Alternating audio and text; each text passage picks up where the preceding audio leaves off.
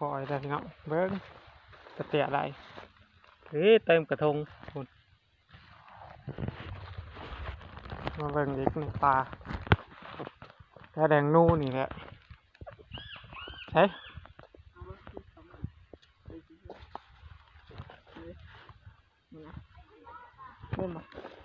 เก็บใส่ถุงใช่เฮ็ดยังติดดอกมันใหญ่ๆด้วยติด2 ดอก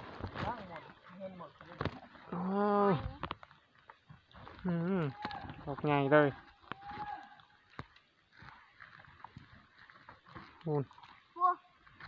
อันนี้แล้วว่ากามพิษเอากระยามันเก็บไปหนึ่งใบ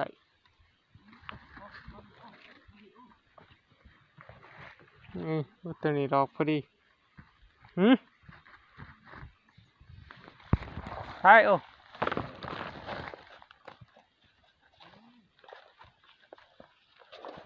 เฮ้ย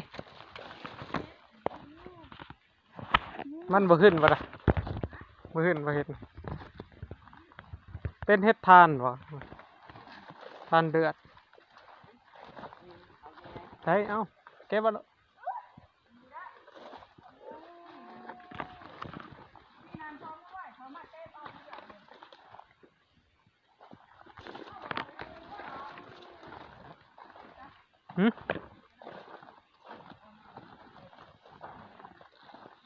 เฮ็ดเด้อพี่น้องเก็บเฮ็ดโอ้ยอันนี้เฮ็ดยังวะเป็นเฮ็ดเบื่อ เฮ็ดข้าวๆนี่เฮ็ดยังแต่บ่กระดังจอนี่ไดมันคือเป็นแปลงเป็นยัง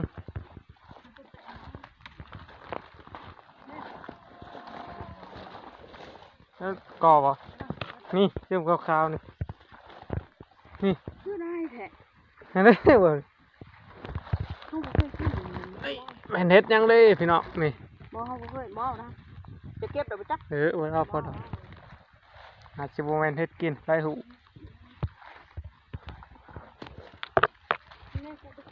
เบิ่งในกระตาไปเตะ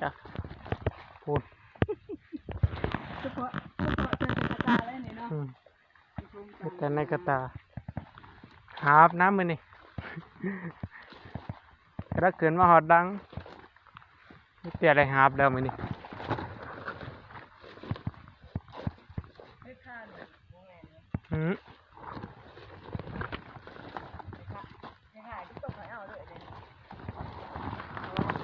เฮ็ดข้าวนี่กันไล่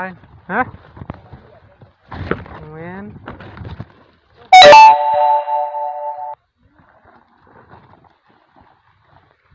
ว่าเฮ็ดกออยู่ร่งเกินนะแต่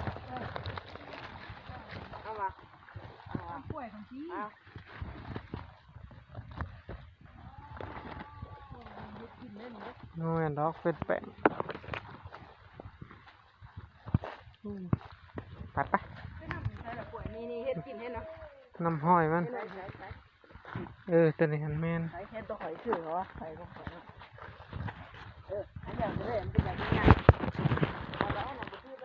มันกันตีดะเราเบิ่งแค่นี้ก็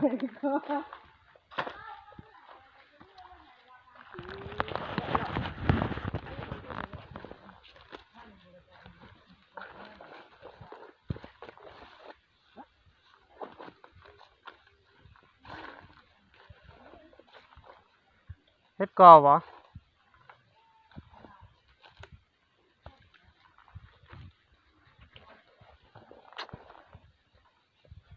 มาแต่นี่บ่ค่อยมีเบิดเกิดแต่แท่นั้นนะ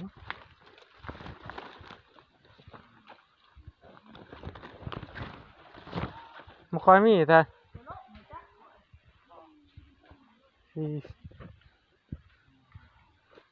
วันนี้มือเขาบ่บางเขาบ่ได้ร่ม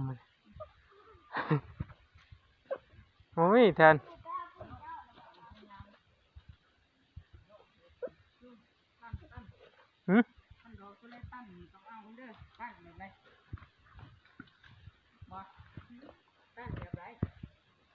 ไปผมมีแทน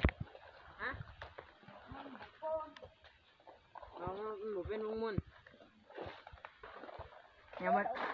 ทุกรอแค่นี้มันกับบุเป็นมงมุน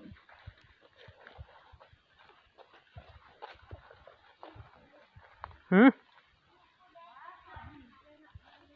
เห็นว่าแต่หอยมันน้ำหอยอยากแล้วฝนตก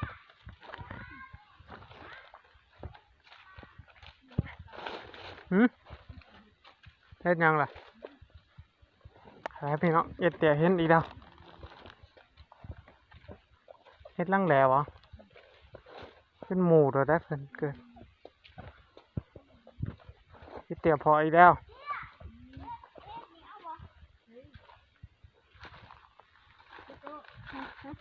หืมโอเค เฮ็ดกินพี่น้องเฮ็ดกิน โอ้มีแต่ดอกงาม เก็บเฮ็ดพี่น้องเลย ๆกูได้ตัดตีน ฮะ นี่สิ เก็บเฮ็ดเด้อพี่น้องบ่เอาหรอก เฮ็ดเก็บเฮ็ด เด้อจ้ะ โอ้มีแต่ดอกงาม น้ำ ๆหืมแม่นทันได้เอาบ่เห็น แห่ไว้อย่าเตะมา นั่นแหละ เตะมาตึงไงดังพี่น้องมาเอากระตามาให้ป้าหน่อยเฮ็ดจังมันโอ้มาเอากระตามาหรอก เฮ็ดลังแหลมันสิเกิดเป็นหมูเด้อ เออ นี่นี่ อืม ดอกกำลังงามเลย เอ เอ้ อย เห็นเนาะ นี่ดิ อุ้ยมึงพี่น้องเอ้ย คุณ อื้อ เตี่ยหุบเอา เอามากระตาฮะ ไว้เอากระตาให้ไปเตี่ย ยับมาเดี๋ยวก็เก็บใส่อันนั้น ง่ายก็ยับสนะ อ้ายมุน เก็บใส่กระทงแล้วก็ห้อยไว้นะ ประเทศไหนเด้ มันนำขวายได้มาเพาะเฮ็ด นะ ว้าวตอนนั้นเฮ็ดโมเมนต์เฮ็ด เฮ็ดดู หาควายมาพอเฮ็ดพี่น้องเอ้ย มันเป็นน้ำ เอามาอีกทีเดียว น้ำเลยค่ะ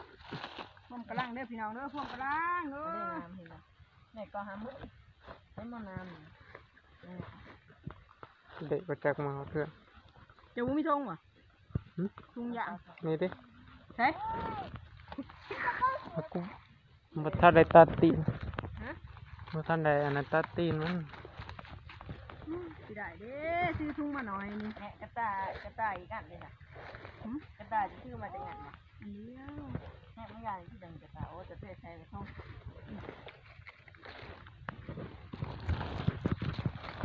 เฮ็ดอันนี้ได้แสบปลาหมึก ดังแหล เฮ็ดหาดูจ้ะ บ่คือดังแหลอยู่ร้านเนาะ ตัวนี้ดังแดลง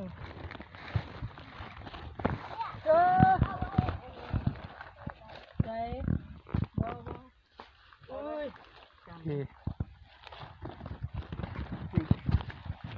บ่ได้เกี่ยว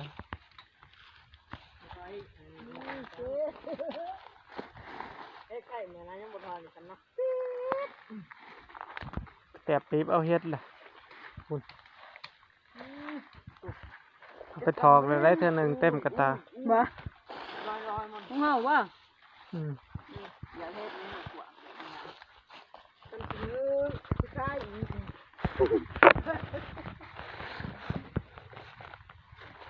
ใช้มานี่ได้จักหรอก